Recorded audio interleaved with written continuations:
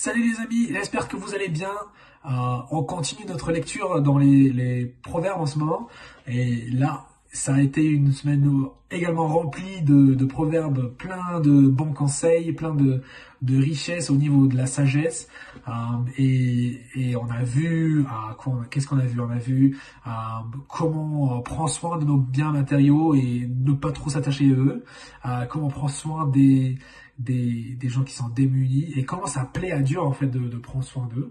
On a regardé également l'importance de l'humilité dans nos vies et comment vivre sainement notre sexualité, notamment comment se garder contre l'immoralité sexuelle et comment vivre une sexualité saine dans le couple, dans un mariage. Et honnêtement, j'aurais pu facilement parler de tous ces thèmes, mais Dieu m'a mis particulièrement à cœur le thème de l'amitié authentique qu'on a vu pendant un jour cette semaine. Et c'est un peu bizarre, mais je vous explique pourquoi il me l'a mis à cœur.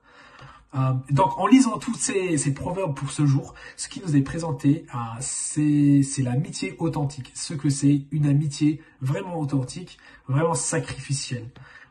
Et ce qui nous est présenté, c'est le fait que nous devons aimer en toutes circonstances, même et surtout quand c'est difficile, même jusqu'au point de blesser, c'est écrit même au point de blesser un ami avec une vérité difficile. Il faut aimer à ce point-là. Il nous est conseillé aussi de ne pas trop s'imposer dans la vie de nos prochains, de peur qu'ils deviennent saturés de notre présence, comme cette personne qui a bu trop de lait avec du miel, ça lui a saturé. Mais en même temps, une certaine proximité permet un aiguisement bénéfique pour les deux parties. Le faire aiguise le faire. Donc une certaine proximité nous aide aussi.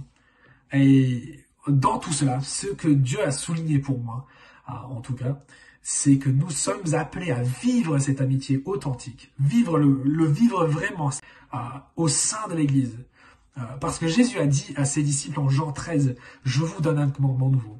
Aimez-vous les uns les autres, comme je vous ai aimé. Vous aussi, aimez-vous les uns les autres. C'est à cela que tous reconnaîtront que vous êtes mes disciples, si vous avez de l'amour les uns pour les autres. » Donc, nous sommes appelés non seulement à aimer les uns les autres, mais d'aimer les uns les autres de la même manière de Jésus, de la même manière qu'il nous a aimés aussi. Et si on regarde ce qu'il a fait dans les évangiles, il n'avait pas peur de corriger ses amis, de leur dire la vérité, même si c'était une vérité dure. Il leur montrait son amour de manière pratique aussi. Ça me fait penser aux disciples et au moment où il cherchait à leur donner un peu de repos. Il voyait qu'ils étaient un peu fatigués par la foule, donc il essayait de trouver un peu de repos pour ses disciples. Il leur montrait son amour pratiquement. Et il a fait des miracles pour les nourrir aussi. Mais donc vous voyez, il leur montrait un amour sacrificiel. Et même au moment où il était vulnérable dans le jardin de Gethsémanée, et ils ont tous renoncé et ne sont pas restés avec lui pendant ce moment sombre de sa vie. Il les aimait quand même.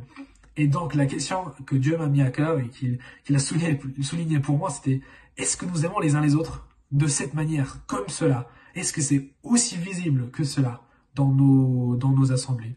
Et donc, pratiquement, comment peut-on vivre cette amitié authentique? C'est la question qu'il m'a posée, qui m'est venue en réfléchissant sur ces passages. Donc, qu'est-ce qu'on peut faire pour devenir le type de personne qui corrige nos amis avec amour, qui aime d'une manière sacrificielle, qui sert à encourager les autres et les mettre au défi, mais est aussi humble pour accepter d'être corrigé et encouragé par les autres.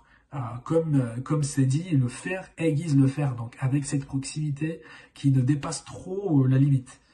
Donc de manière très concrète, qu'est-ce que toi tu peux faire, même cette semaine, pour devenir un meilleur ami, pour souder des relations plus fortes avec nos frères et sœurs qui portent du fruit dans les vies des uns des autres?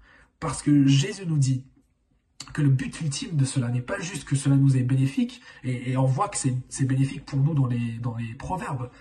C'est pas juste que c'est bénéfique pour nous, c'est aussi que cela montre aux autres que nous sommes vraiment des disciples de Dieu, du Dieu vivant. Parce que le monde n'arrive pas à aimer de cette même manière. C'est impossible. Donc, quel privilège ce serait de voir quelqu'un venir à Dieu, de se rapprocher à Dieu, juste parce qu'ils ont vu une amitié authentique entre nous. Ils ont vu un amour sacrificiel. Et donc, c'était ça que Dieu m'a mis à cœur pour nous aujourd'hui et cette semaine, de comment vivre cette amitié entre nous.